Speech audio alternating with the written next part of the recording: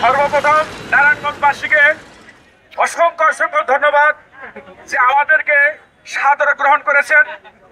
সেই সাথে আমাদের অবর্তমানে যে সমস্ত স্কাউট ভাইরা, স্কুলের ছাত্রছাত্রী, অন্যান্য জনতা ট্রাফিক ব্যবস্থাকে বিশেষভাবে সচল রেখেছে, তাদেরকে অসংখ্য অসংখ্য ধন্যবাদ জানাচ্ছি।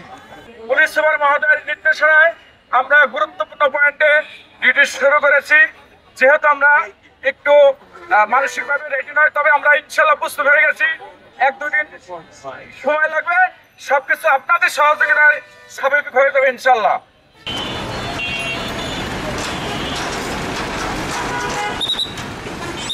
ধরতে হবে ভাই, ধরতে হবে।